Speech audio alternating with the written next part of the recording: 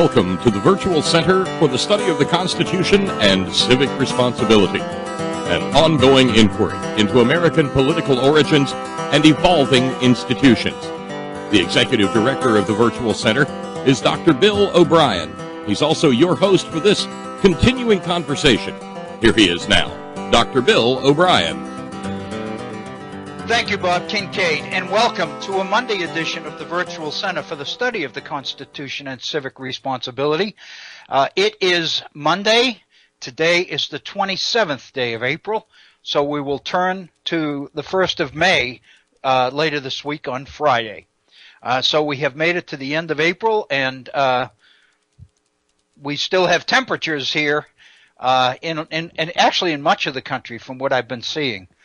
Which indicates that what we usually think of when we talk about spring and summer really hasn't arrived yet, as temperatures still hover in the low 40s and mid 30s, and the threats of frost continue to be something that everybody needs to take care of. I've talked to several people who are a little bit concerned about putting out plants as yet because they really aren't sure. That we're not in for another frost. And I've talked to several people here who kind of go rule of thumb by the idea that Mother's Day is the key to when you can safely put out plants and not worry about them being damaged by a late spring frost. But anyway, it is a pleasure to be with you here at the Virtual Center on this, a Monday. You may recall last week that because I was gone for a number of days, we only were able to have one program. We were together, if you remember, last Wednesday. But since Wednesday is the end of our broadcast week, here we are on a Monday, 5 days later. But it looks like we are at the beginning of a full week here at the Virtual Center where we'll, barring any unforeseen circumstances, either with me or with the production folks' capabilities at the Head On Radio Network, which is Bob Kincaid and his folks, I assume that we'll be able to prepare for 3 programs this week. And with that in mind, I think I mentioned last Wednesday that I'd like to take this on this week. I'd like to do something with the issue of religious freedom. And I thought of this a couple of weeks ago, and then we got kind of waylaid by a number of issues that came up and seemed to take priority, and we spent some time on those. If you remember, we were talking about the issue of government, the so-called submerged state, the book written by Suzanne Mettler, the idea that we have kind of reached a problem in our contemporary society, as it were, because we have allowed so much of government's aid and support for the citizens at large, for the public interest, if you will, to be funneled through the tax system. And the result of that is that the tax system, as everybody knows, is a mystery to most of us. Much of it is hidden, much of it is submerged, and of course this is a concern that many people have. And again, this is just a review of what we did last Wednesday. But one of the major concerns, we have with the tax system is that there's so much hidden in there. And the result has been that at the same time, individuals and interests are able to claim fondness or support for the idea of small government. The fact of the matter is government really isn't small at all. If we were to take the so-called social net, safety net issues that have ways that government has addressed concerns related to the safety net for the vast majority of our citizens, and included those mechanisms run through the tax system along with the more direct forms of aid, it seems to me we would recognize the fact that our government really isn't too small at all, or in fact isn't too large either. that what we're talking about, it seems to me, is the need for reform and redistribution, or to look at all of these issues and rethink the way we do it.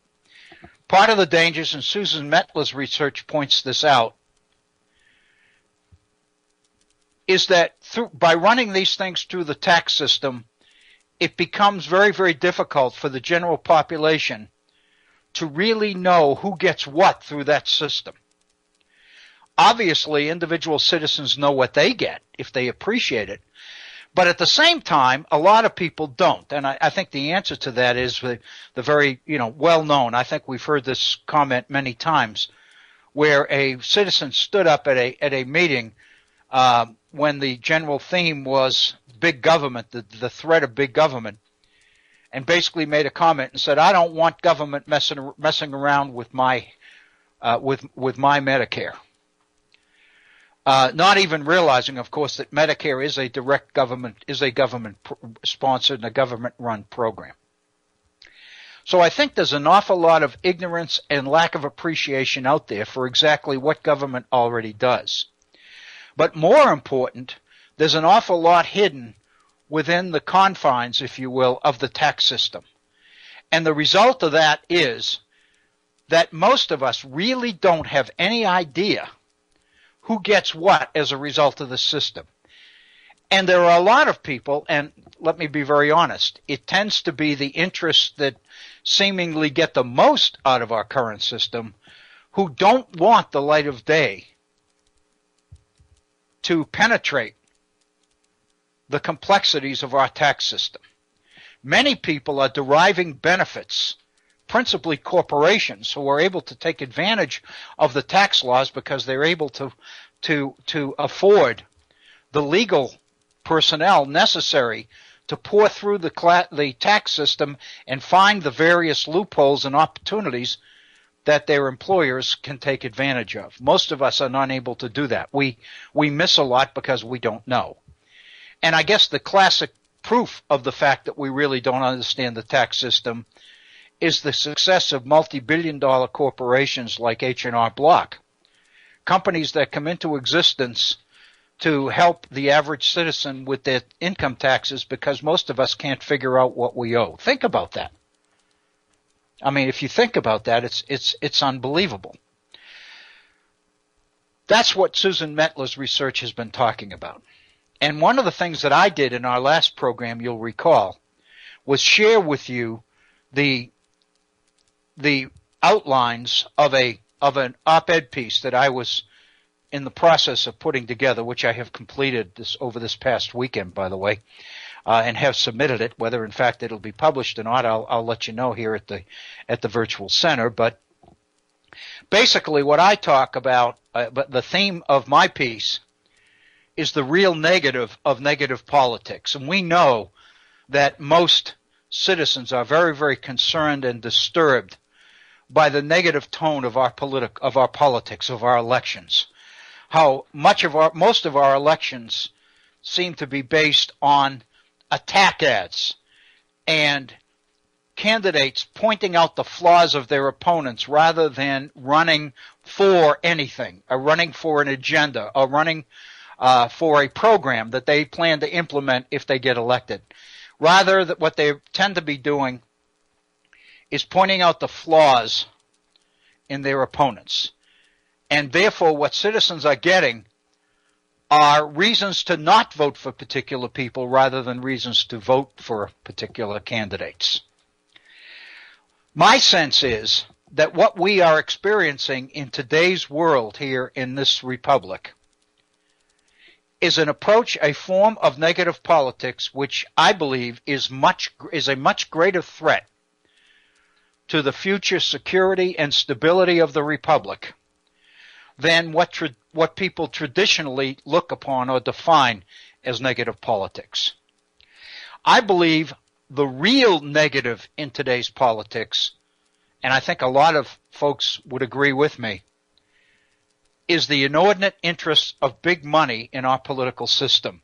And of course, we've looked at Citizens United in this context, because in Citizens United, the Supreme Court has given it's okay, it's blessing, if you will, to unlimited amounts of corporate and money. And of course, the legislation is written to say corporate and union money. But the fact of the matter is, most of us realize, given the tremendous decline in the power, influence, and membership of unions, especially private sector unions, in today's America, that in effect, the amount of money that comes from corporate America is significantly, substantially in excess of that provided by unions.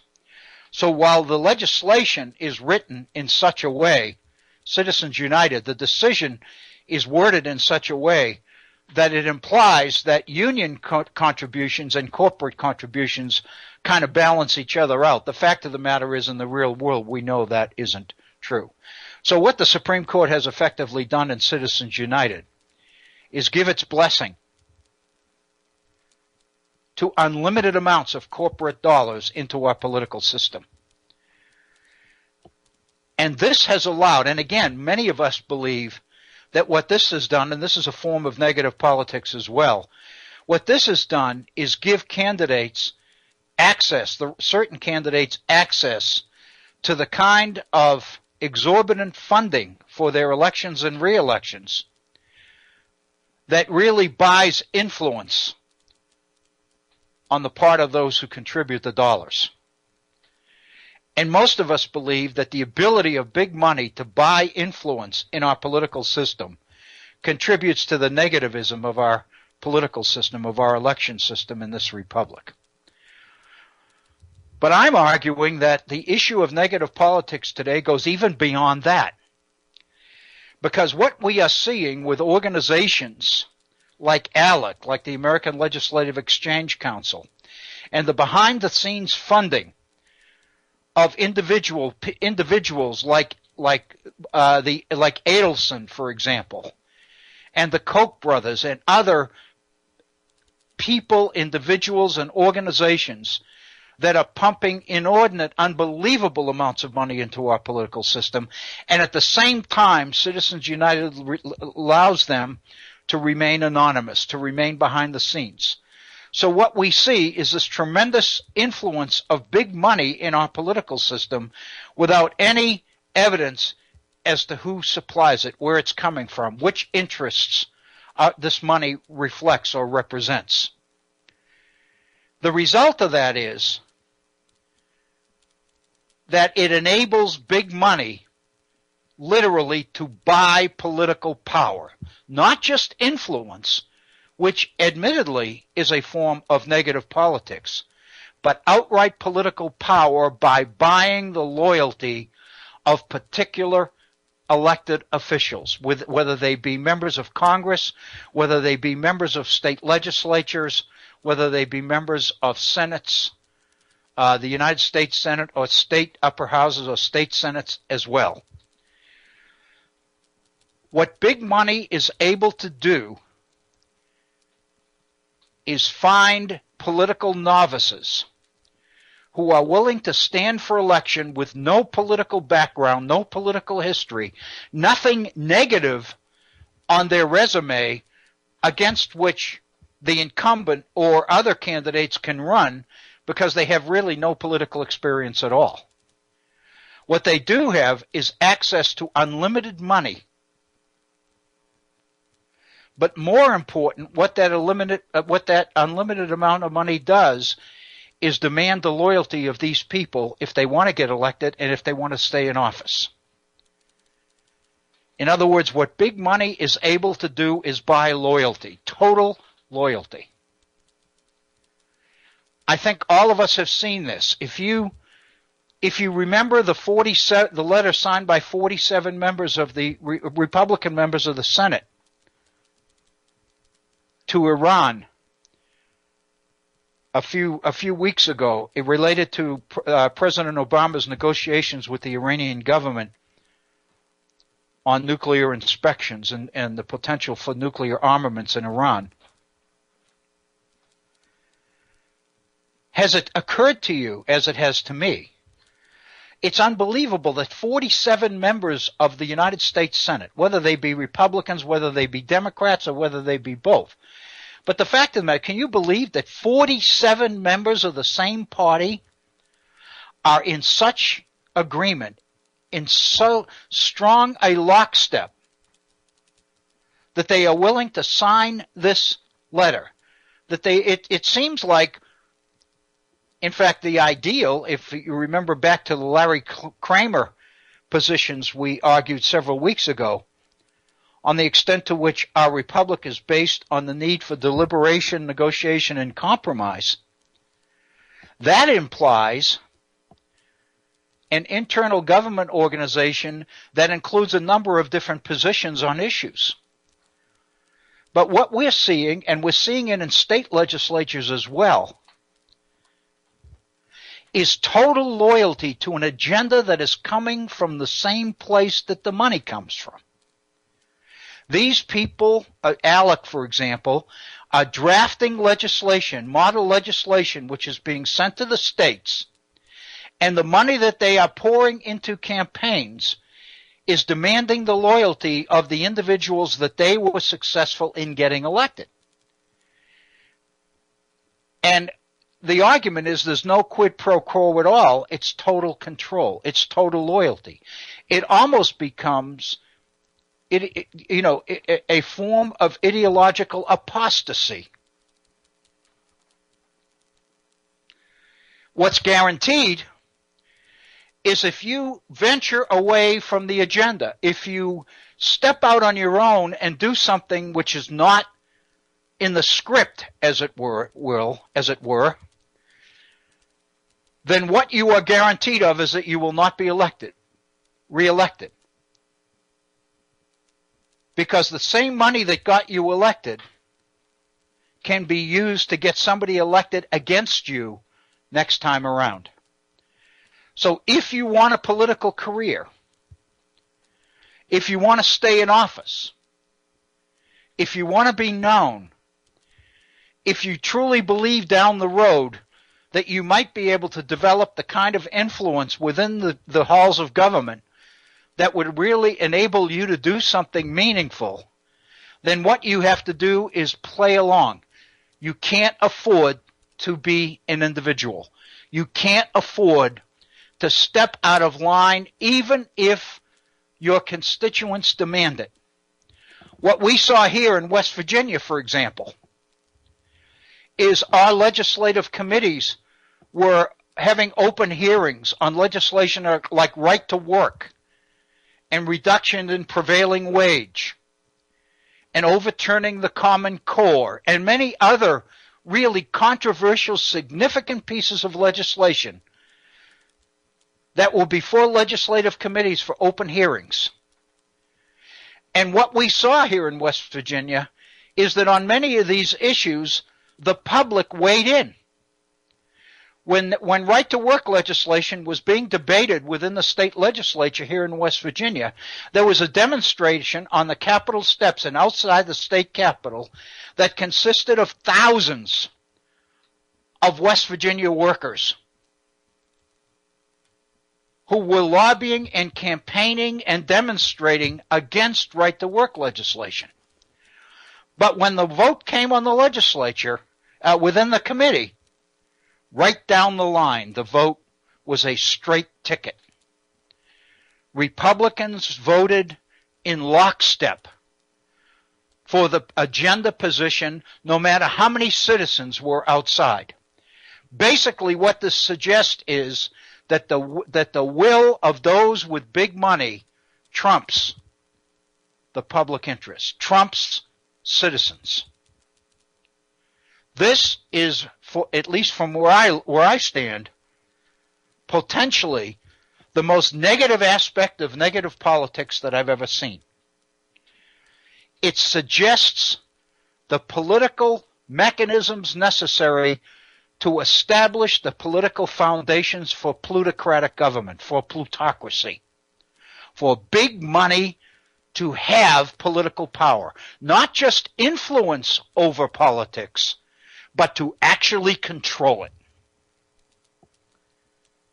This is a review of what we did last Wednesday and the research of Suzanne Mettler. I would encourage you to use your research skills on the internet. Look up the name Suzanne Mettler and look at some of the reviews associated with her two books. One, the latest one, entitled Degrees of Inequality, which focuses principally on higher education. More specifically, the decline of public support for higher education. And secondly, her 2006 book entitled The Submerged State, which indicates that a lot that government does for citizens that we would associate with the safety net is invisible because it runs through the tax system. The tax system is intentionally blurred, complex, hard to understand, hard to figure out. Consequently, it allows certain interests to get specific benefits from government that the general citizenry, the general population knows nothing about. So I really believe that this issue that we've dealt with over the last 3 or 4 programs is incredibly significant. And I wanted to take this program, since it's been 5 days since we've been together here at the Virtual Center. I wanted to take the beginning of today's program and use it as an opportunity to kind of review and plant the seed one more time as to how significant I believe this issue really is. Last Wednesday, you'll recall that I had mentioned that what I would like to take on this week is the issue of religious freedom. And while we were kind of thrown a little bit off track by the Suzanne Mettler research and by other things, what prompted this interest, the decision to focus on the issue of religious freedom here at the Virtual Center, was the debate that occurred a few weeks ago over the Indiana religious freedom law signed by Governor Pence of Indiana, and the protests that were leveled against that law, to the point that Governor Pence found it necessary to go back to the legislature and ask the legislature to redraft that legislation in such a way that it specifically denied discriminatory intent. The irony of this is that at the end, when all is said and done, those that were complaining the loudest about the discriminatory implications of the Indiana religious freedom law probably ended up with the strongest statement against discrimination that exists. What that indicates then is that the voice of the public still does have power, influence, significance. At that point, it seemed to me very, very significant that we take some time here at the Virtual Center to look at the issue of religious freedom in a number of different contexts, and that's what I would like to do. I think we're looking at well more than one day, probably more than 2. We're probably looking at the better part of this week's programs in the area of religious freedom. Not only in terms of the Indiana law, but in terms of the Hobby Lobby case, which really stands as the justification for the religious freedom legislation, ultimately.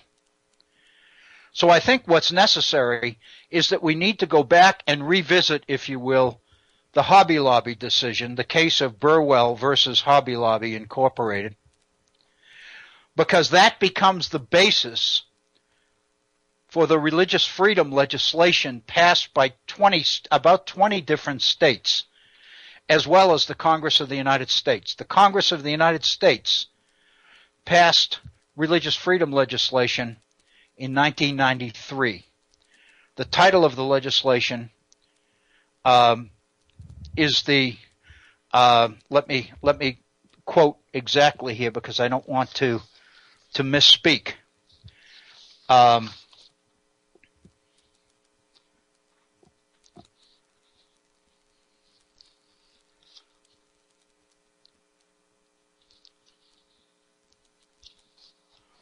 One moment while I look through my...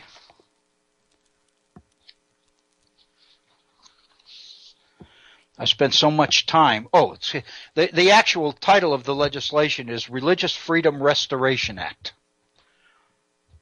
In 1993, Congress passed legislation entitled the Religious Freedom Restoration Act. And a number of states followed suit with their own state versions of that particular legislation. Indiana was one of those. The Indiana law is entitled Religious Freedom Restoration. The implication of that title, if you call something Religious Freedom Restoration, then that by definition implies that some aspect of religious freedom has been taken away. And the purpose of this legislation is to restore it, to bring it back. So one of the things we need to do is look at the origins of the idea of the need, the sense that there's the need for religious freedom restoration. Where does that need come from? What prompts Congress to feel the need to restore religious freedom? Most of us never really thought that religious freedom was ever taken away. So it seems to me that there are a number of questions here that need to be addressed. And it seems to me that the real foundation of the whole issue rests with the founders. It seems to me in order to really understand the issues of our republic and our constitutional system related to issues of religious freedom, we need to go all the way back to the founders. We need to look at the origins of religious freedom legislation in America. We need to look at the efforts of Thomas Jefferson, who proposed religious freedom legislation in the state of Virginia in the middle of the American Revolution in 1777. A year after he drafted the Declaration of Independence, when the war is raging for American independence, Jefferson drafts legislation that he hopes will go through the Virginia legislature on the issue of religious freedom. It doesn't pass during the Revolution. We need to look at Jefferson's efforts. One of the things that Jefferson believed is that the most success that religious freedom legislation would have would be to be passed right then during the height of the Revolution. Because the Revolution was all about freedom, all about religious freedom. That's what the Declaration of Independence was about. So Jefferson believed that the timing was right, and it was necessary to establish legally, legislatively, the principle of religious freedom while the iron was hot, so to speak, while the revolution was still going on. Jefferson writes extensively in his notes on the state of Virginia on the need for religious freedom legislation, why we need to have it, why the Republic needs it. But it does not pass as Jefferson hoped. It incurs opposition from a number of sources. Obviously, from the Church of England power structure in the state of Virginia. The Church of England, the so-called Anglican Church, at the time was the established church in Virginia. What that meant was that the state government of Virginia provided public revenue to support the church. The church was benefiting from taxpayer support, from government support. Obviously, Jefferson's legislation was designed to end that. And it would naturally cause leaders in the Virginia Anglican Church to come forward and defend it, arguing that religion itself would be damaged if government suspended financial support for religion in the state of Virginia. And probably the most prominent name in opposition to Jefferson's religious freedom legislation was Patrick Henry, the governor. And the combination of the power of the church and the influence of Patrick Henry was successfully able to block Jefferson's religious freedom legislation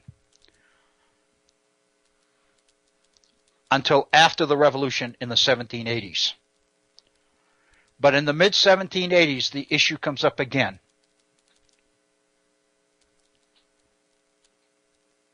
This time, however, Jefferson is in France.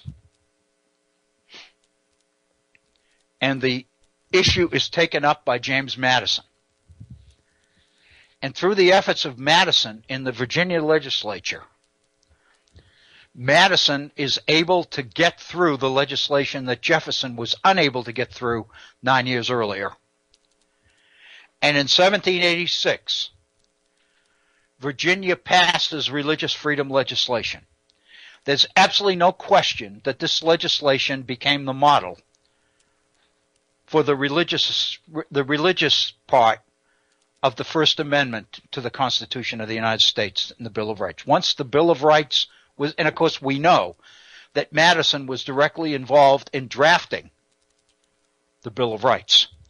Madison was the most instrumental person in getting a Bill of Rights through the first Congress and added to the Constitution of the United States. He was the one that headed up the committee that reviewed the various recommended amendments from the different states and crafted them into what becomes the Bill of Rights. There's no question then that Madison, as the author of the 1786 Virginia Bill on Religious Freedom, and as the author of the First Amendment, which includes the section on religious freedom, there's absolutely no question but that the two are connected. So it seems to me that during the debates that we are having today about not only Indiana's religious freedom law, but religious freedom generally, that at some point in time we really need to revisit the founders and the origin of the concept of religious freedom as part of the fabric of this republic. So that's really where I'd like to go for at least of the balance of today's program, and undoubtedly tomorrow's program as well, and probably Wednesday, or at least into Wednesday. Whether we can finish it by Wednesday's program here at the Virtual Center, we'll try to make an effort to do that. I would like that week to end by bringing to completion a particular issue. I hate to carry an issue uncompleted over from one week to the other when we have a 5-day gap or hiatus between the end of one program and the beginning of the next week. So my goal, my target is to try to get this done by the end of this week. But I think the issue is so significant and so important to all of us, and it's being debated out there all the time. Many of you will have heard, if you follow the national news, that the Supreme Court is scheduled tomorrow to hear arguments on the issue of gay marriage. Same-sex marriage. And there is a general sense in the country that the mood is such that the Supreme Court is likely to strike down as unconstitutional the Defense of Marriage Act that was passed in order to limit or prevent same-sex marriage. Many states have come forward to endorse same-sex marriage. Public opinion polls suggest that the majority of Americans have shifted their positions on this issue, and that if the Supreme Court strikes down the Defense of Marriage Act, the Defense of Marriage Act defines marriage as between two people of the opposite sex. If the court strikes that down, many people believe that it would merely be following public opinion. And you'll remember the old, very prominent saying that has been around for a number of years, that the Supreme Court ultimately follows public opinion. That when public opinion coalesces around an issue, that position is usually reflected in the appropriate decision by Supreme Court at some point down the line. The Supreme Court, as we learned from reading Madison's Federalist number 78 principally, the Supreme Court really doesn't have power to enforce its own will. If you can remember back into the 1830s, President Andrew Jackson took on the Supreme Court, took on John Marshall.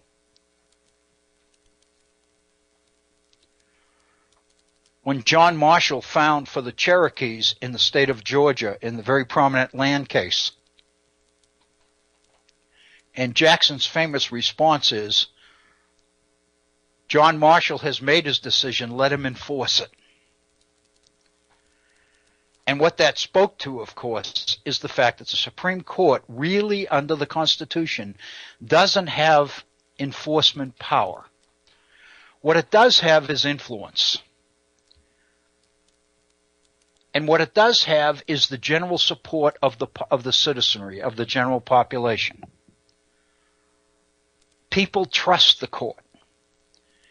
If people don't trust the court to make clear, unbiased interpretations of the Constitution, the people must believe that the court is not political, or they won't support the decisions the court reaches. So consequently, the power of the court is generally measured by the influence of the court, by the degree of public support there is for the court. That's where the court influence comes. Hey, Bill, may I ask a question? Yes, Bob. Hi. Yeah. Do you think that still obtains? That the people of the United States trust the Supreme Court? I believe that trust, Bob, is in serious jeopardy. I believe that in fact, I think that this issue, as we go through it, is going to make this is one of the conclusions I think that we're going to arrive at, is that the court's position in some of these areas like Hobby Lobby and Citizens United, in the minds of many people, is suggesting that the court has really abandoned its apolitical stance and is becoming more and more political than ever before. Well, I was thinking about it as you were discussing it, and maybe obviously this displays a little bit of my own bias, but for me, all bets were off with the Supreme Court with Bush versus Gore. I agree. That's when we saw that these were, at least the current manifestation, were no more nor less political hacks than anybody else within the political arena. Right. The Supreme Court, in choosing the president in the disputed election of 2000, in throwing the election to George W. Bush, in the minds of many people, pretty much abandoned permanently its claim of being apolitical. and not being a political force in our society. But the fact of the matter is the court needs to work, because the republic, given the fact that the Constitution of the United States depends on citizen support, then the role of the Supreme Court in interpreting that Constitution is critical to the stability of our republic. So if people really begin to believe that the court has veered away from its apolitical stance and is becoming too political, we have 3 branches of government, 2 of them are political. So most people believe that the third one can't afford to be, especially since it's the one that interprets the Constitution.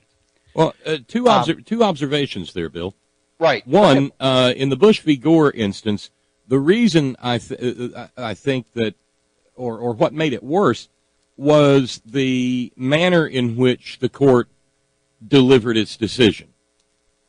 Right. They didn't quite have the courage to say, we're the Supreme Court, deal with it.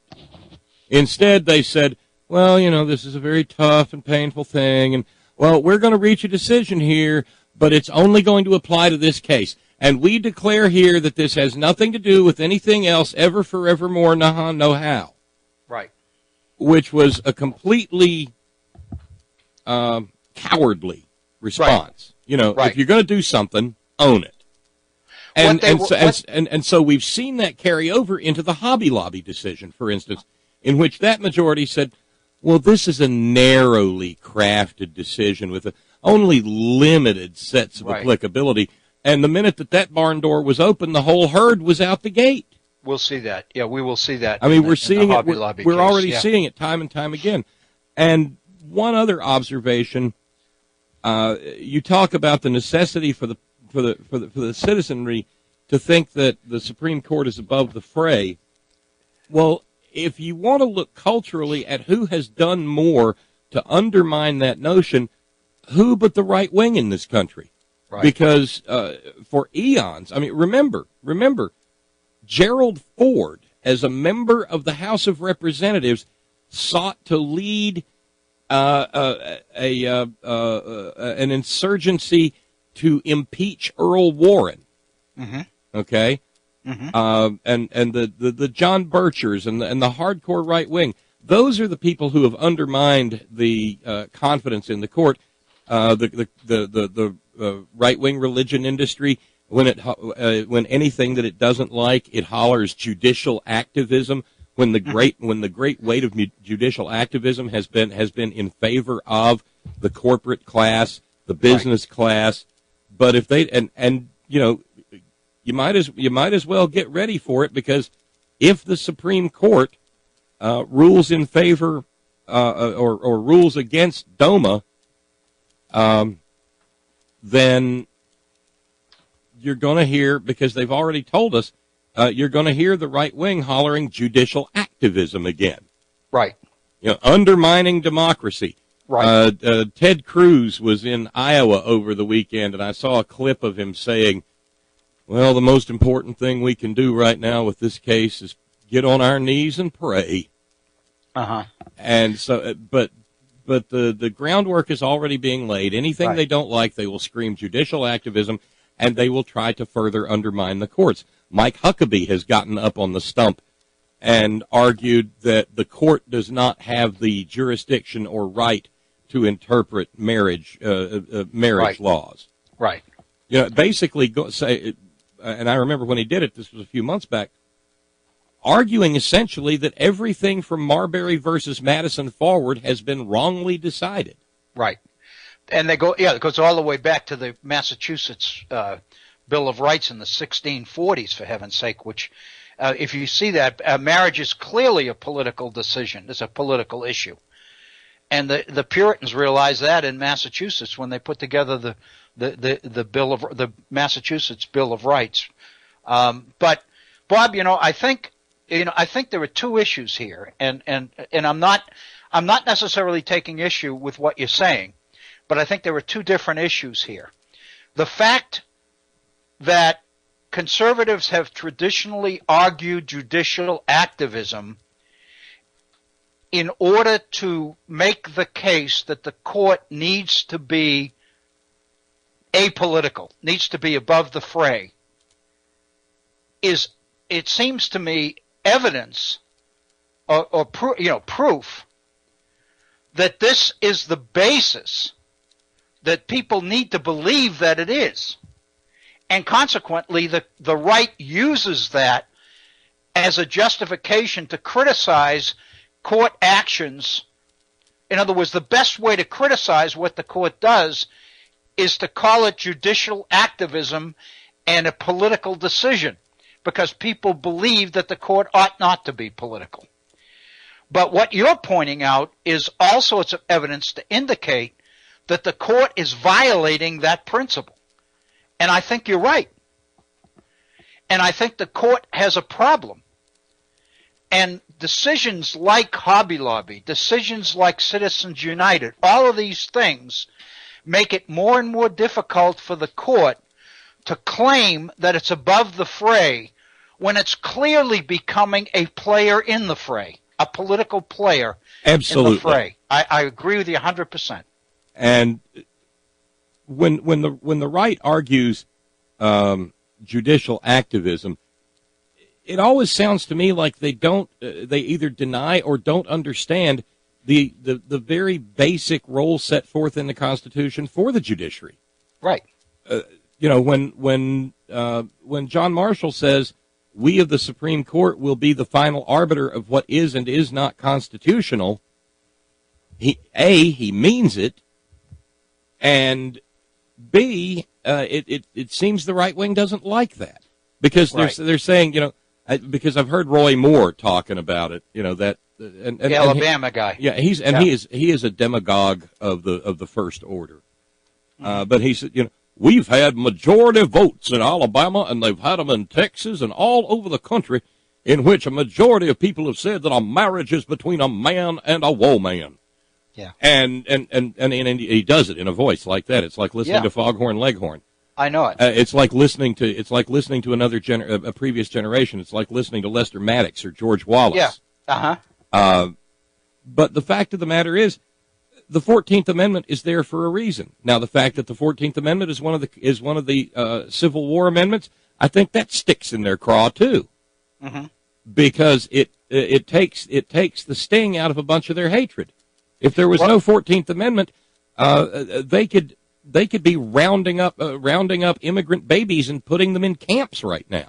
That's right. And I'm not exaggerating in saying that. No, you're not. And I believe one of the things I think we're going to see with the Hobby Lobby case is that this is a political activism decision. That in reality, what seems to be happening is that the conservatives, the court is becoming politically active on the conservative side, because it's going, as it did in Bush, in Bush v. Gore, it's going to extremes in order to reach a political conclusion, but at the same time trying to argue that it's not. It's interpretive. It is. It's ends-based decision making. That's right. Trying to masquerade as jurisprudence. And what they did in Bush v. Gore, you're right, is claim that this is a unique situation. It's not to be used as a precedent for anything ever again. And, of course, the implication is this is a unique decision that the country would never face again, and the decision we're reaching is the most objective, neutral decision we can make at the present time, but we have to make sure that future courts don't cite it as a precedent. And that, to me, speaks loud and clear as to how iffy it is judicially, legally. Basically, it's iffy because it's an ends. You're right. It's an ends decision. It's a decision driven by the ends. It's Machiavellian. By the goal. It's Machiavellian. It is absolutely ruthless. I believe that the Hobby Lobby decision is the same. And I believe there's something else here, Bob. I was going to point this out later, but I think, we can get back to it and debate it later on after we look at the evidence. But I believe that John Roberts is fast showing himself as a master at at the process of developing political positions incrementally. In other words, he lays the groundwork in one case for a case that hasn't even come down the pike yet. In other words, he's laying the groundwork for the goal that he ultimately wants to reach.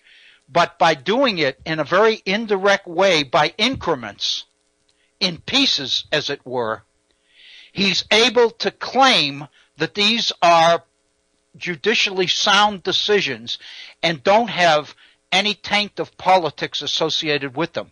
But when you put them all together, it's clear that there's a judicial strategy here.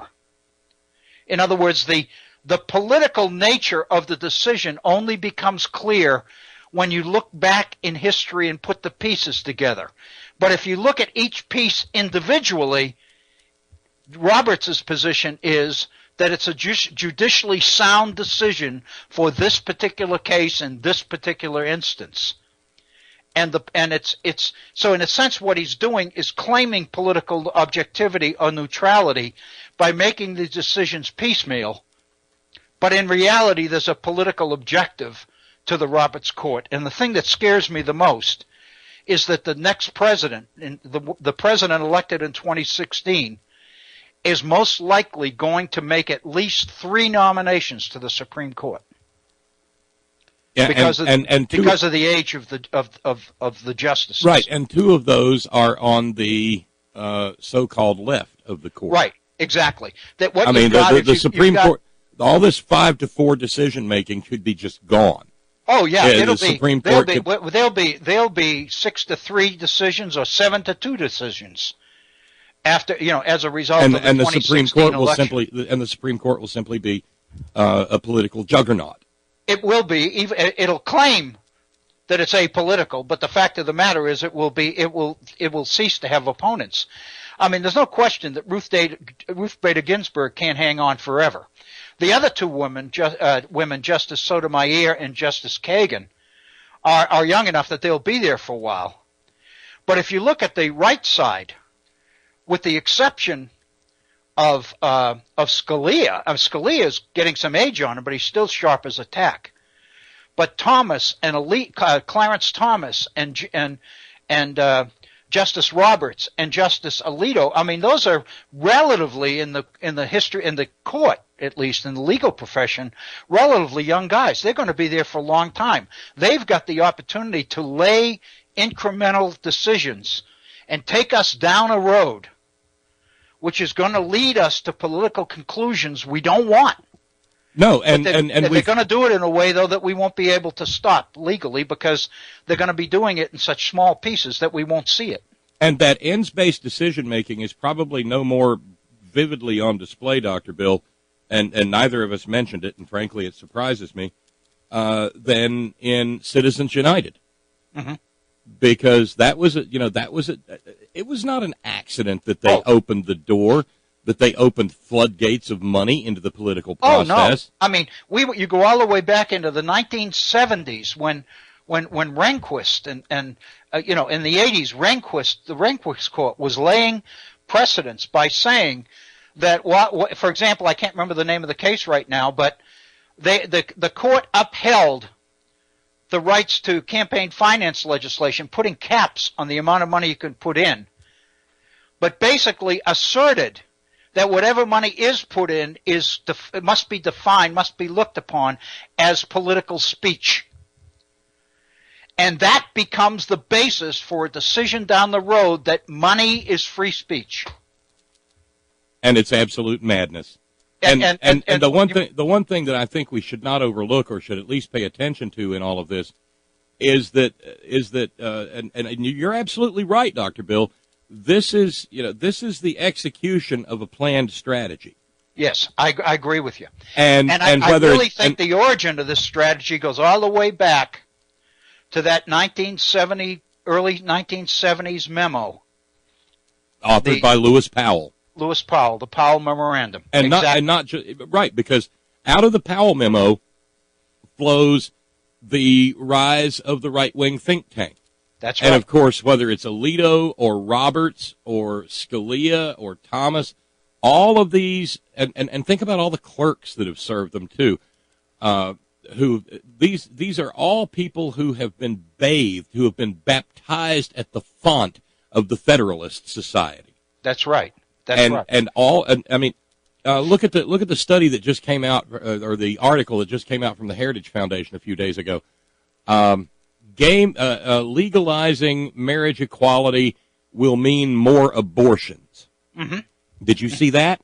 Yeah, I didn't see it, but I think I've seen reference to it. Just repeating that argument makes me feel like I've had a few brain cells die. That's right. That's right. But he says, because there will be less women who can get married to men, and I guess this presumes that there's lots of gay guys out there who are just settling for women.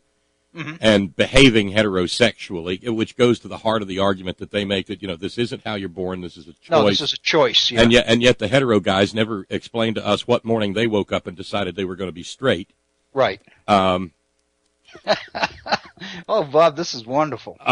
But they argue that because there will be less men to marry, that more single women will be getting pregnant and deciding to have abortions. Right.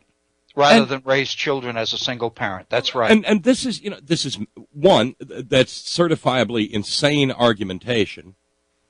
Two, it's also the stock in trade of the Heritage Foundation, Competitive Enterprise Institute, American Enterprise Institute, on and on and on and on. Oh, yeah.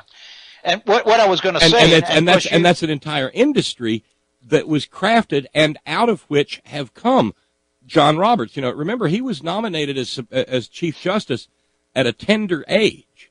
Mm-hmm. So he may have a longer tenure than John Marshall and may wind up, if the nation lasts that long, having a greater impact. Having greater influence, exactly. And I was going to make the point when you mentioned the Powell Memorandum, but there's no question the Heritage Foundation itself was born in response to the Powell Memorandum. The John Birch Society. This is all part of the conservative effort to become much more assertive and much more aggressive. And that's what Powell was asking business to do, free enterprise to do, in the early 70s. And all of this is a product of that.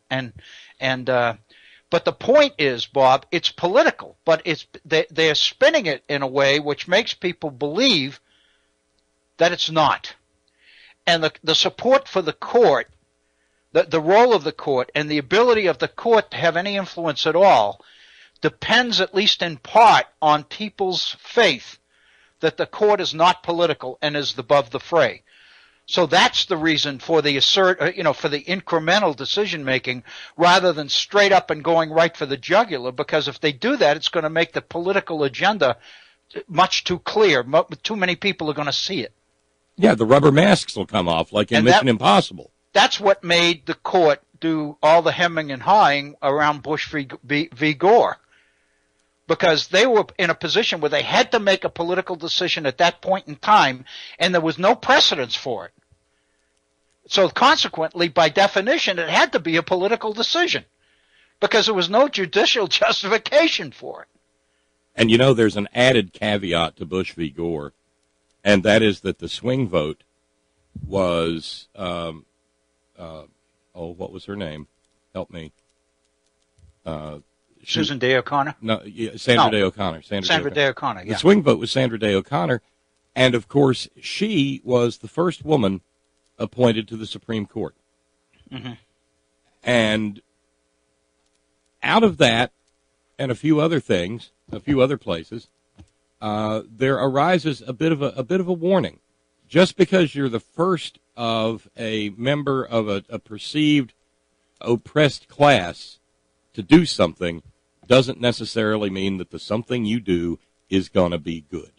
Mm-hmm. Look at the number of people, the Welsh coal miners, who were thrown into poverty and absolutely destroyed by Great Britain's first female prime minister, Margaret Thatcher. Right, Margaret Thatcher, exactly.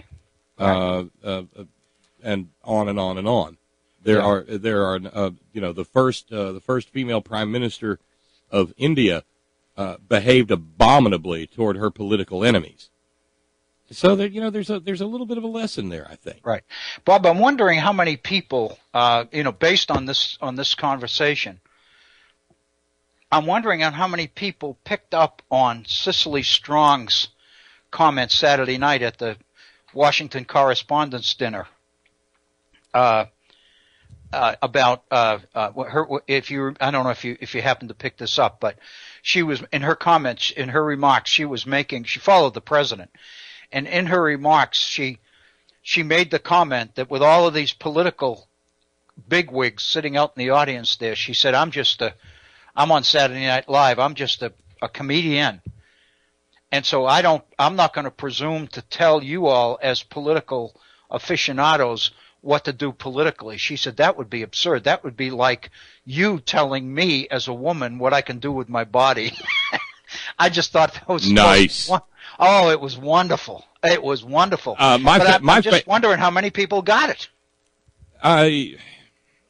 Well, first, how many people watched got it? Yeah, the audience got it. And I love the line that she delivered, where she said to President Obama, "Your hair has gotten so white it can talk back to the police." That's right. That's right. Oh, that was wonderful. The whole dinner, even Obama's comments were absolutely. Oh, bringing on Luther the anger translator was. Oh, it was brilliant. Wonderful. That was wonderful, and so the comment. Wilma, my wife Wilma, loved the Dick Cheney comment. When Dick Cheney said that Obama was the worst president in his lifetime, and Obama said, that's really strange because Dick Cheney is the worst president in my lifetime. Oh, I loved it.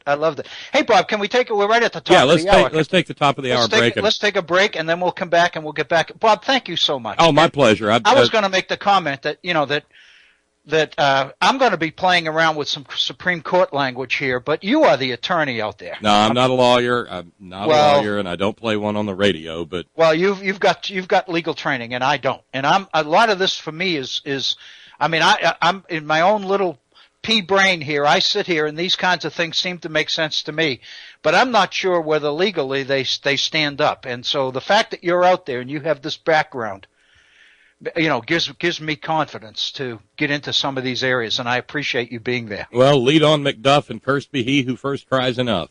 Oh, Bob, thank you. Hey, Bob, let's take a break. We're at 2 minutes after the hour.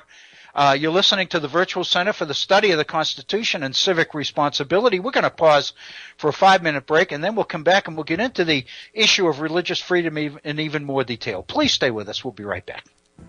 We now return to the Virtual Center for the Study of the Constitution and Civic Responsibility.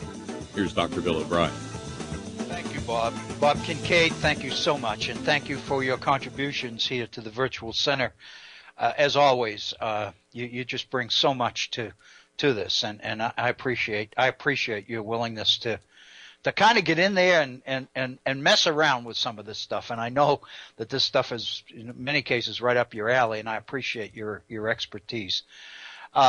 For those of you just joining us here at the Virtual Center, welcome to today's program. It is a Monday. It is the 27th day of April.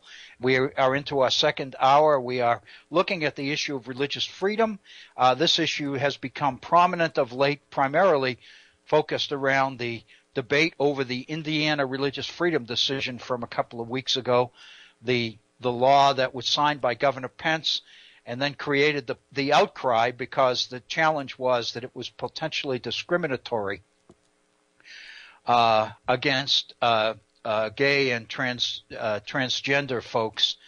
And so consequently, there was so much of an outcry that the Indiana legislature was forced to revisit the legislation and to amend it in such a way that the allegations or the implications of discrimination would be taken away. So consequently, the law is finally passed, has a very clear anti-discrimination statement in it, which in effect makes it the strongest anti-discriminatory piece of religious legislation of any state in the union at this point. So Indiana went from setting out to do something that was pretty negative to ending up doing something that might be very positive. And so consequently, I think it speaks to the power of the voice of the people. And again, that's what a republic is about.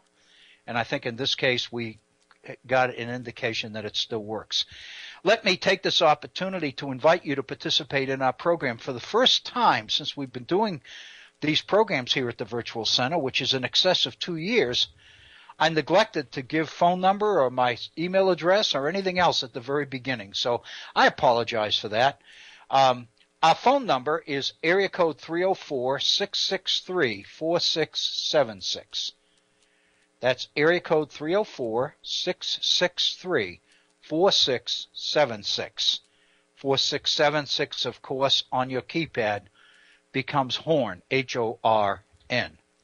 If you'd like to communicate directly with me via email, my email address is waobrien906@gmail.com.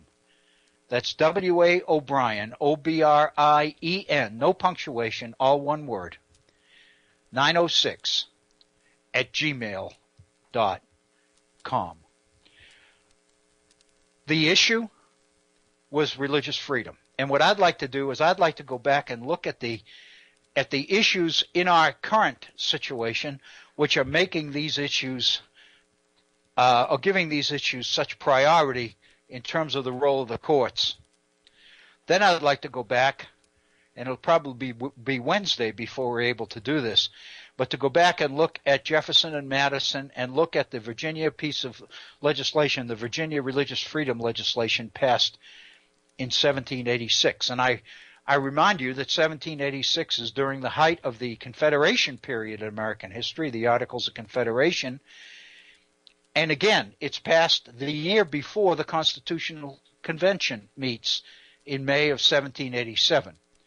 So consequently, this particular piece of legislation is passed for the state of Virginia under the Confederation. It is predominantly the work of James Madison in the 1780s. And of course, as we know, James Madison was instrumental in the drafting of the Bill of Rights. So there's no question that our First Amendment to the Constitution in the area of religion is directly connected to this religious freedom legislation. So I'd like to begin there, and I'd like to go back and look at some of the origins, the judicial origins of religious freedom of late, beginning in the last 50 years, in the 1960s, the 1990s, etc. Look at the issue surrounding the Hobby Lobby case, and take a look at that decision principally. I think during our conversation last hour, Bob Kincaid and I did indeed raise the issue of Hobby Lobby more than once. There's no question that the Hobby Lobby decision is critical here,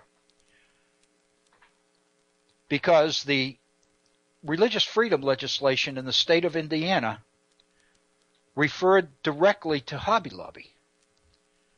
In fact, Congress's passing of the Religious Freedom Restoration Act in 1993 is connected directly to the role of the court as well. So what we have here is a number of issues, and I think we need to kind of do the best we can to keep all of these in perspective.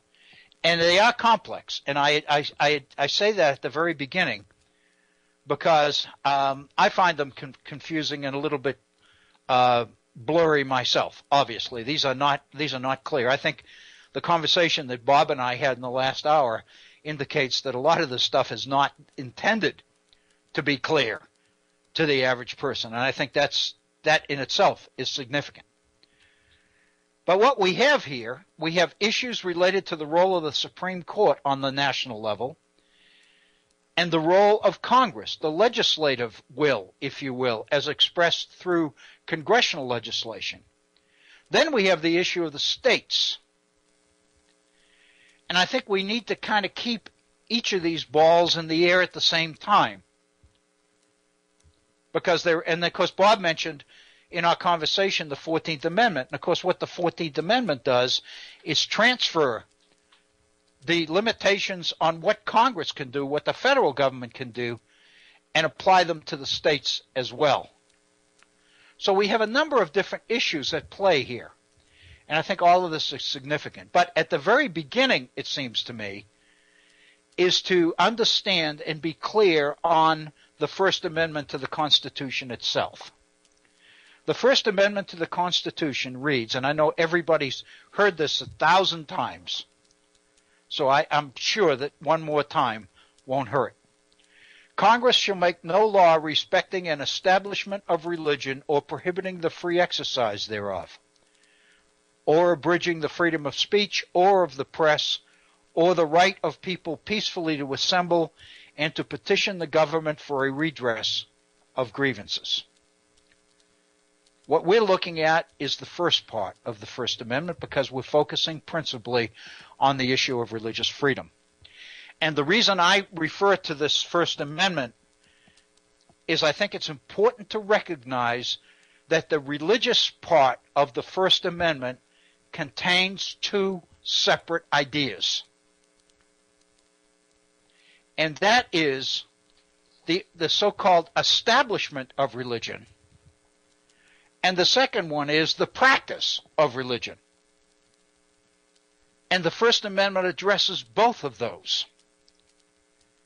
So I think the first thing to be aware of, and I think everybody knows this, is that the very first word in the First Amendment is Congress.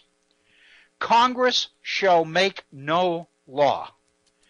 So by definition then, this First Amendment forbids Congress, not the states, Congress,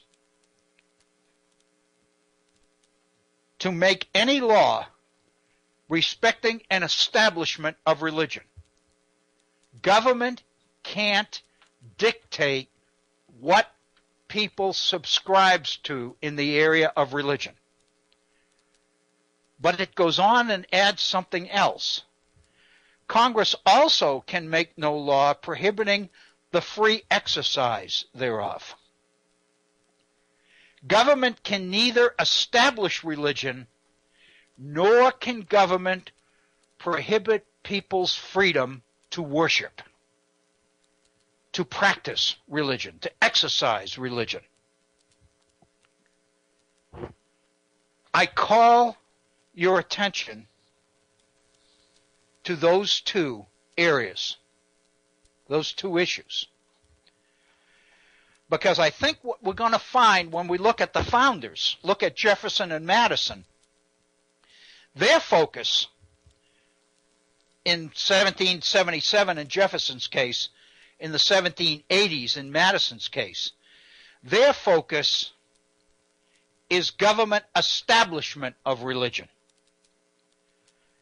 Because by taxing citizens to support the established church, the Anglican Church, Virginia government is effectively violating what will become the First Amendment because it is favoring one religion over any others.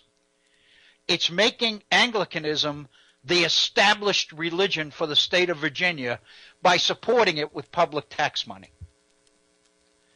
So it stands to reason that Madison and Jefferson are going to be focusing on that aspect of what becomes the First Amendment, which is government establishing a particular religion.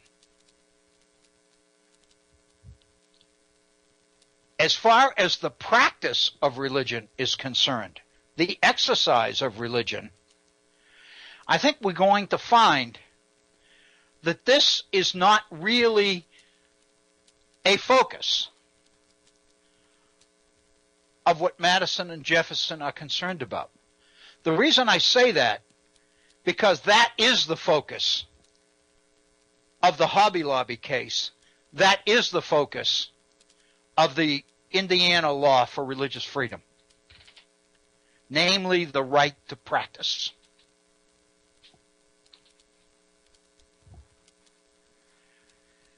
And I guess before we get into it, I think we need to establish in our own minds why that's an issue at all.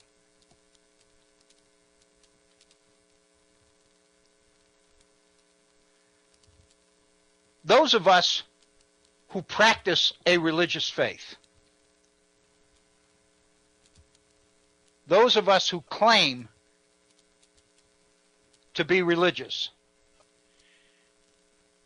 and practice it by attending a particular church or synagogue or mosque or whatever we do to practice that religion, I think all of us would agree that government doesn't have any right to come in and tell us how to practice or whether we can practice what we do in terms of our religious faith.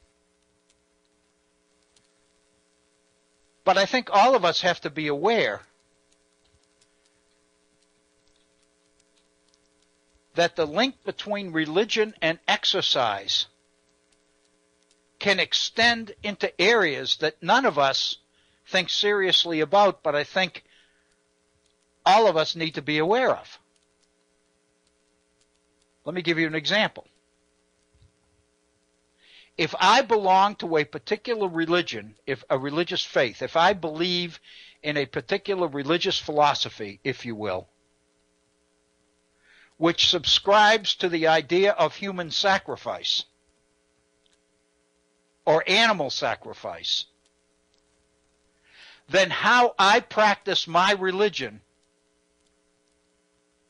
affects a lot of other people. If I claim First Amendment protection to exercise religion without any interference at all, and that exercise includes sacrificing human beings to my God or to my gods, then obviously the society, the community in which I live, would have something to say about that. So it seems to me that all of us, once we consider that, would subscribe to the idea that, heaven, there needs to be some sort of restrictions or limitations on what the exercise of religion will and won't involve. I can respect your right to practice your religion. That's your business. But not if you're sacrificing human beings or sacrificing babies or sacrificing cows or dogs or pigs or whatever. It seems to me that that goes over the line, so to speak. So when you start playing around with the idea of exercise of religion, you get into a whole area that I would suggest the founders didn't really focus on that much.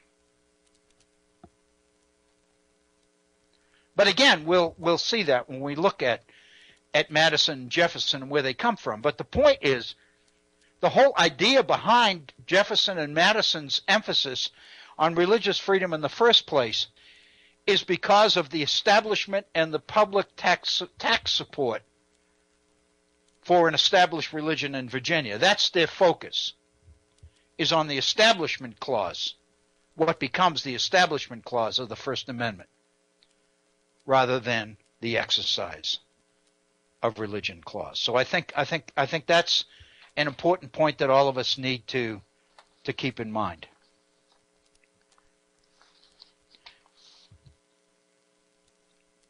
One of the things that I touched upon in conversation with Bob last hour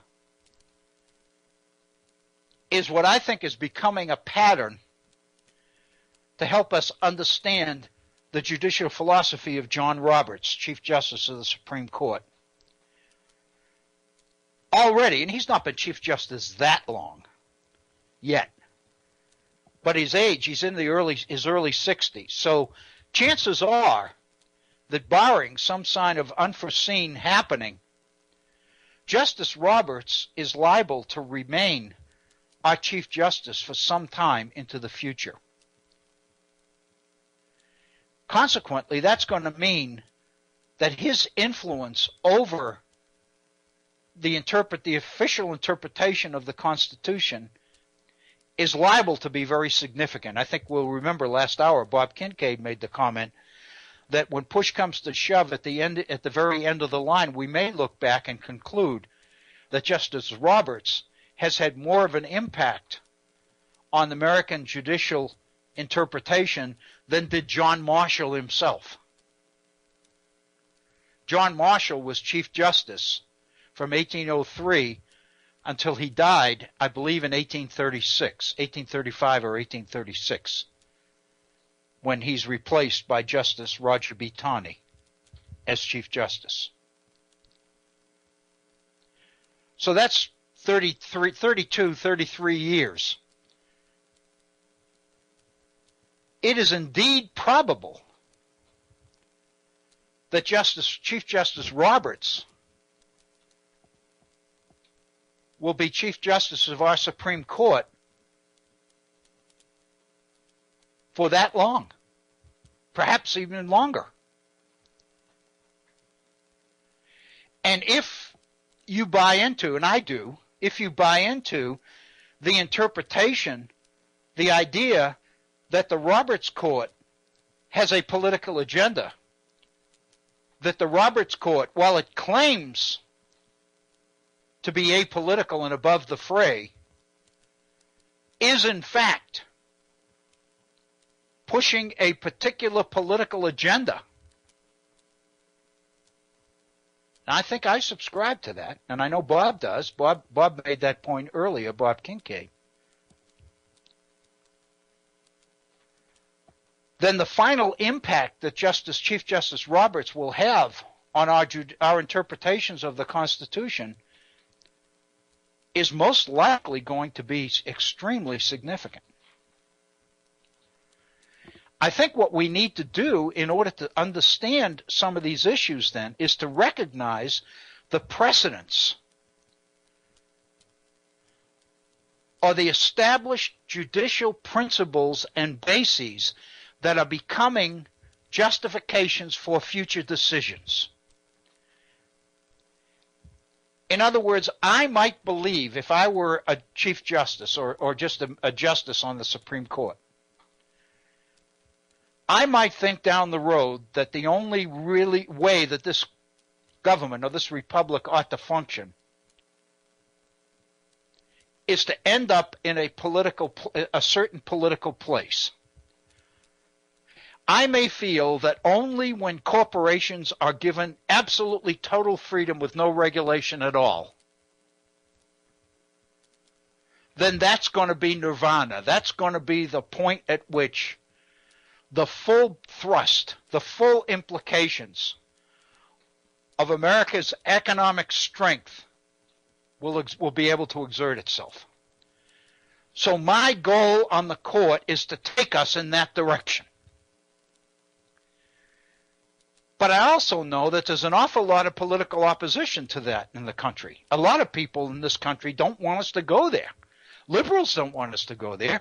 Liberals believe that the government, the federal government, ought to regulate the behavior of the court, ought to regulate the behavior of corporations, and that management of the economy in the public interest is much more to be supported than total freedom without accountability of our businesses, of our corporations.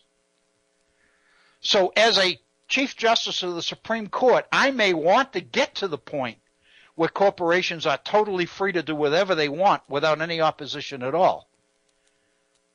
But I also know politically that I can't go there. At least not directly and not yet. Not until the public is willing to go along with me. So the only way that I can get the public to join me in heading in that direction is to lay down some judicial precedents and judicial interpretations of specific cases that will be there in the future when we need to come back to them and use them as precedents for a decision that we're making at a future point in time. What is the advantage of that? Not only am I creating judicial precedent, but I'm also heading in a political direction by taking such small legal steps that I am able to counter any suggestion or any challenge that these are political decisions I'm making. I can basically claim that these are not political decisions. They are judicial interpretations of the law, which is exactly what the court is supposed to do under the Constitution. Knowing full well that if everything goes the way I hope it will go as Chief Justice, at the end of the day, I'm going to have put down enough precedents, one step, one stone leading to the next and leading to the next and leading to the next, that they are going to take me to the political outcome that I want. But there's no way anybody can accuse me of being political while that's going on, because the steps are seemingly so insignificant at the time. I'm going to have to deal with the arguments. People are going to argue that I'm being political. But the fact of the matter is I can counter them. I couldn't counter them if I took us directly to the end and skipped all the intervening steps. I think more and more as people, and there are people out there who do this, I know that the Washington Post, the LA Times, the New York Times, most of our major newspapers and news outlets have particular journalists and people on staff whose job is to follow the court. I know at the New York Times, for example, Linda Greenhouse is the journalist who's assigned principally to cover the court. I always keep my eyes open for her op-eds because she doesn't come out with them that often, but when she does, and it's usually like once a month or something, there'll be a column in the op-ed section, in the opinion section of the New York Times, authored by Linda Greenhouse. And I know that that's her legal and judicial expertise looking at a particular issue related to the Supreme Court. And given my role here at the Virtual Center and what we're trying to do here in our programs, I always know to flag Linda Greenhouse's articles because I know that it's going to tell me something significant about what's happening in the Supreme Court and the way it's interpreting the Constitution. And the Washington Post has a person that does that as well. At present, I'm stuck for a name, it seems to me. But the Linda Greenhouse in the New York Times is the one that I know well because I've read a number of her columns over the last couple of years. And I find her insight and her legal skills astounding. She's one of those people that believes that the best way to understand the judicial behavior of John Roberts is to recognize his sense of his role as Chief Justice as establishing a number of legal precedents that take us, all of us, in a particular political direction. And I think Bob Kincaid is right when we had our discussion in the first hour. What made Bush v. Gore the disputed election in 2000, if you remember, with the ballots that weren't completely punched and all of those, if you remember those, the hanging shads or whatever they were called. What made that particularly uncomfortable for the court was that the court had to make the decision right then, because the nation was really getting anxious over who the president was, and the court obviously believed that it had to make a decision quickly. There was no time to lay down precedents or to do anything else. You just had to make a decision, a call at that particular time. And the call that the court wanted to make was a call for George W. Bush.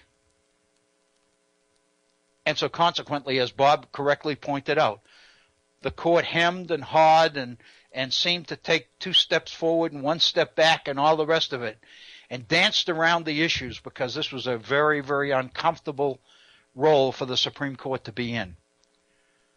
But given the controversy and given the deadlock over the results in Florida, literally the court had to make a decision at the time. And it made the decision it wanted to make and therefore amended it or qualified its decision by saying that this decision and the rationale for it was not to be used as precedent for any future cases. In other words, this was a unique situation, a unique decision at a unique particular point in time, and the nation had to realize that. It seems to me, and this is just an observation on my part, that part of the reason, at least, that the nation was willing to go along with this was because of the respect for the court as court that the bulk of the general population had. That plus the fact that Gore was willing to fold and urge the nation to support the court and support the decision of the court. One wonders what might have happened if Gore had decided to challenge and to fight on, but he did not. So I think that in looking at cases like Hobby Lobby and looking like the origins of the Indiana religious freedom legislation and all the rest of it, I think these are connected. They aren't separate issues because the Indiana freedom legislation owes its life, its very existence, to the Hobby Lobby decision. I think there's a whole litany of issues and events here that I think we need to look at that go all the way back a number of years. And I think we need to consider all of these things in order to get our arms around these particular issues and this particular decision. On the Hobby Lobby decision, the title of the case, of course, is Burwell versus Hobby Lobby. The case was initially called Sebelius versus Hobby Lobby because when the case was filed by the federal government, the case was brought to the Supreme Court because of a decision in favor of Hobby Lobby by the appeals court, by an appeals court. And if you remember at that time, Kathleen Sebelius submitted her resignation as Secretary of Health and Human Services. And President Obama appointed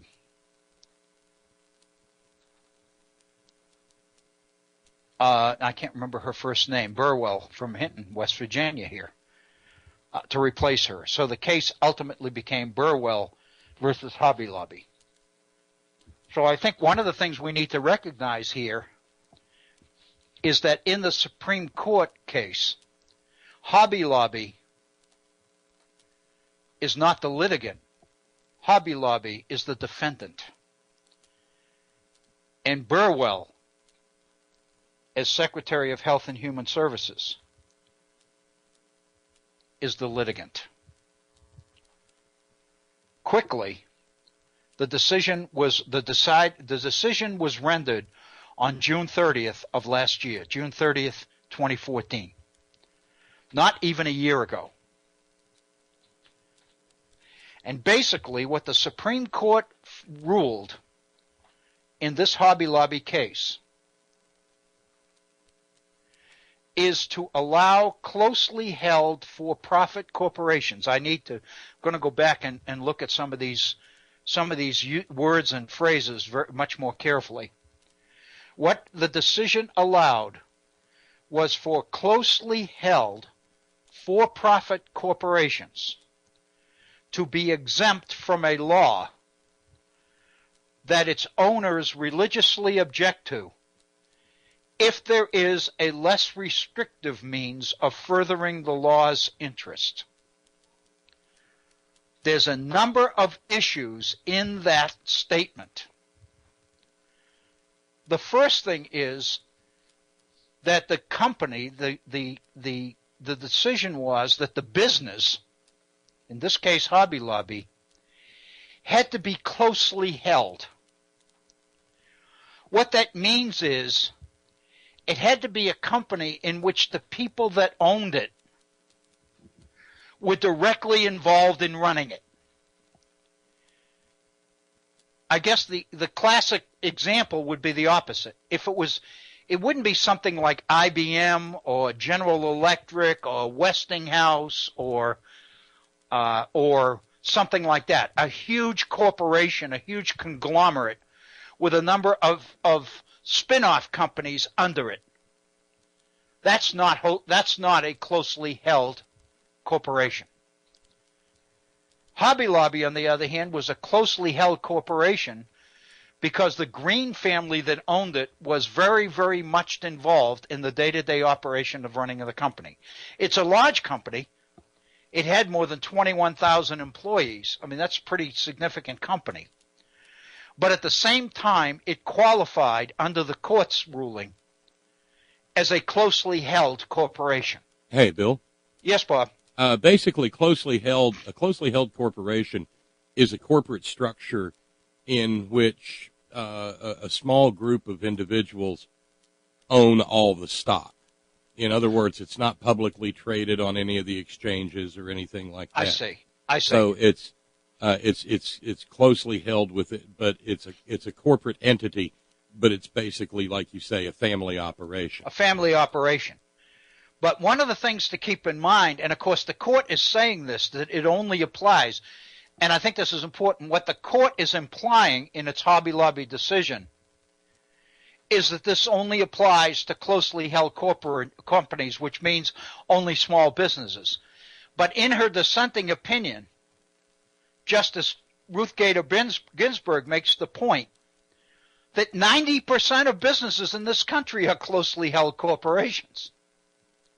And so basically, while the court is trying to suggest this only affects small businesses, the fact of the matter is, Ruth Bader Ginsburg is pointing out, it affects 90% of the businesses in this country. So it's huge. Well, and that's part of the dodge that is Hobby Lobby.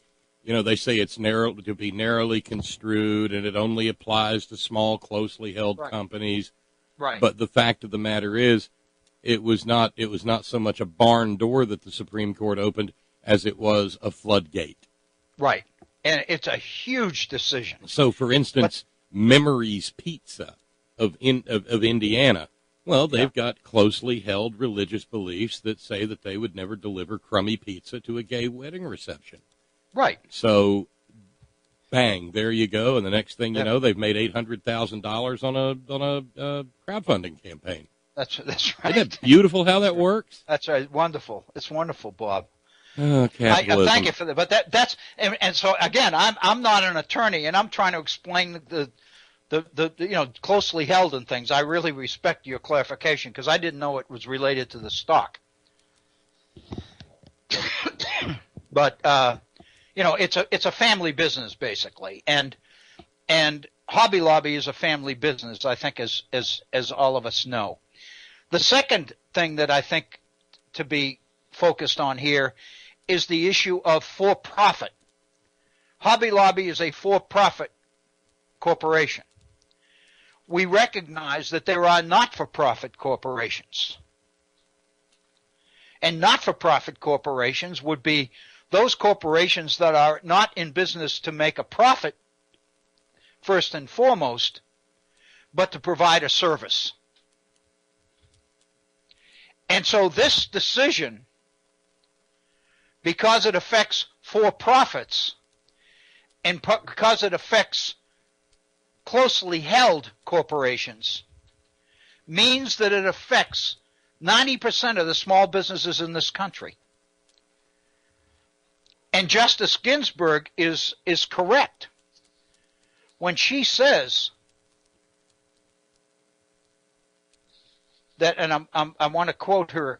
I want to quote her accurately here. But she makes the comment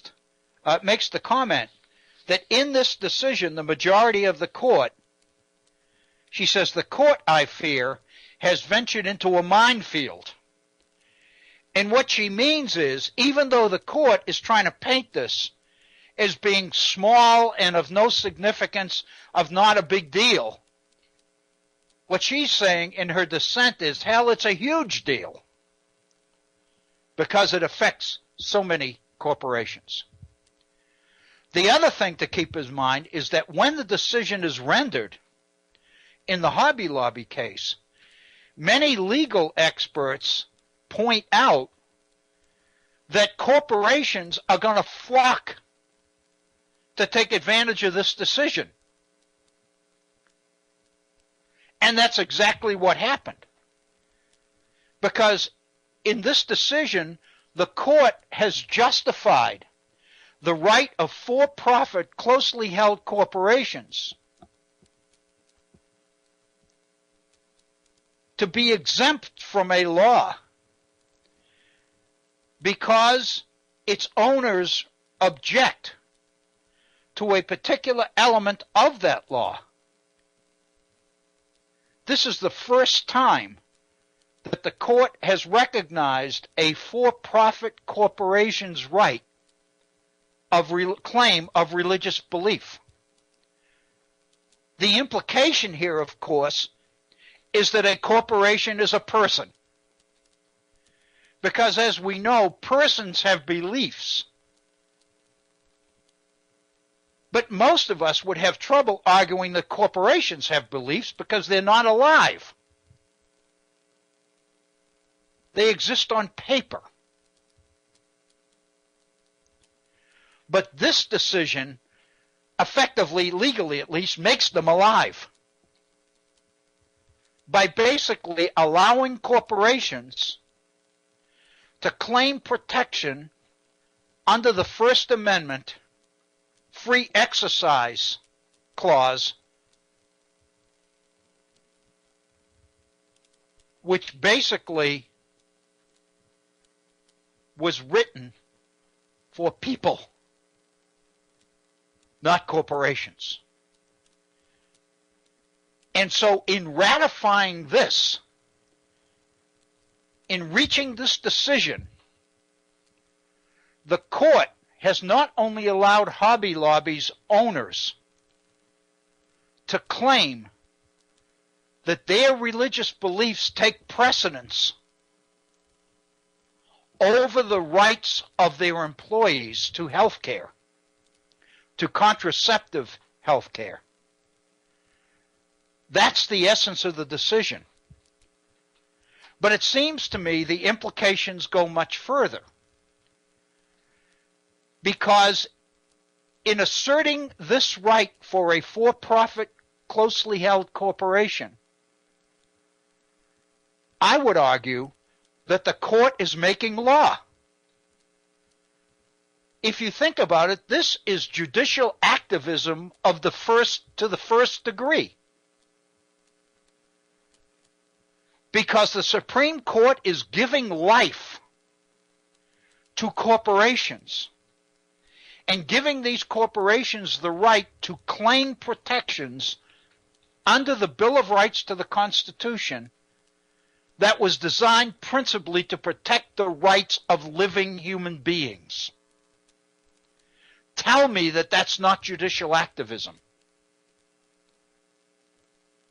But the fact of the matter is, the only way that it becomes judicial activism is when you look at it in toto. In other words, you look at the big picture. And you look at what the court is deciding in light of what the history of the nation projected when the founders drafted the Constitution of the United States. So in a sense, the justification for this is the result of the pieces of legal precedent that the court has dropped along the way. And it seems to me that's what is significant. At the same time, the court is not directly I don't believe the court is directly going to the free exercise of religion clause of the First Amendment. That's not mentioned. What the court is doing is making a decision on the Religious Freedom Restoration Act of 1993, the congressional law. In other words, the court is not interpreting the First Amendment. The court is interpreting a piece of legislation that Congress passed related to the First Amendment. So the link to the First Amendment is indirect rather than direct. And I think that's very significant as well. Another piece of this decision, and this is complicated, is the requirement in this particular case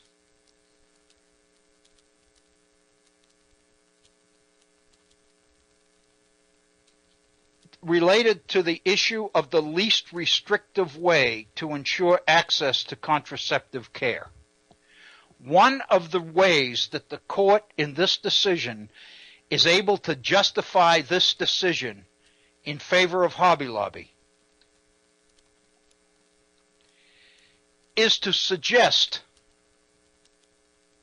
that this is not the least restrictive way to give employees, to guarantee employees contraceptive services under the Health Care Act, under the Affordable Care Act. The court argues that there is a way that employees could receive contraceptive services short of doing this. And so therefore, since there's a less restrictive way to provide contraceptive services, the court feels justified in saying it's okay to strike this down because a less restrictive way is still available. A lot of people, and I was one who weren't aware of this. 4 days later, this case was decided on June 30th, 2014. On the 3rd of July, 4 days later, the court issued an injunction forbidding the less restrictive way. The less restrictive way was in a case related to Wheaton College in Illinois. And what the court said is that as an employer, Wheaton College, in behalf of its employees, could directly contact the insurance company and work out something between the university, the college, and the insurance company related to the contraceptive coverage for Wheaton's employees. That was the less restrictive way that the court believed existed when it issued the Hobby Lobby decision 4 days earlier. But on the 3rd of July, in the Wheaton case, the court rules that this violates Wheaton College's religious freedom by directing them to engage in negotiations with the insurance company on behalf of contraceptive practices which the college may not be comfortable with. So therefore, the court issues an injunction against this less restrictive way. Effectively, what this means is that the employees of Hobby Lobby are denied contraceptive coverage under the Affordable Care Act. The Affordable Care Act's way is struck down because there's a less restrictive way. 4 days later, the court eliminates the less restrictive way, which effectively means that the employees are left without contraceptive coverage at all. Doesn't this seem to suggest an agenda Doesn't this seem to indicate that there's more going on here than meets the eye? Let's go back. I'm going to begin this because we're moving towards the top of the hour. It's 54 minutes after. We've got probably about 4 minutes left in today's program. So let me just basically mention this one piece of decision making the court reached in 1990.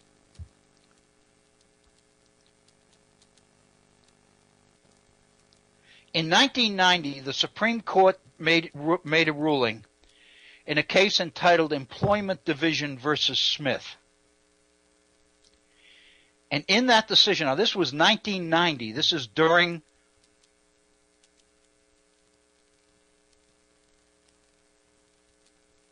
the administration of George Herbert Walker Bush. This is before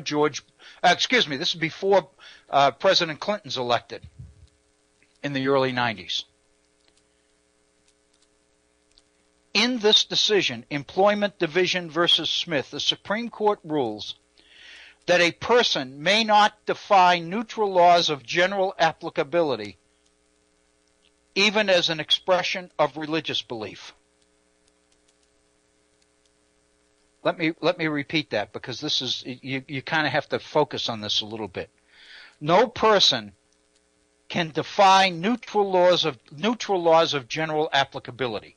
In other words, if it's a general interpretation that applies to everybody, then nobody can use religious beliefs to exclude themselves from obeying that law, because that decision, that law, is generally applicable to everybody. It's not discriminatory against a certain group. It's generally applicable to anybody. And one of the defenders of that decision is Justice Scalia. And in that decision, he says, to permit this, which would be a person to defy neutral laws of general applicability, to permit this, Scalia says, would make the professed doctrines of religious belief superior to the law of the land, and in effect, to permit every citizen to become a law unto himself. In other words, if we allowed individual citizens to opt out of laws that apply to everybody else, then we would basically make religious belief the number one priority in the whole country. And at the same time,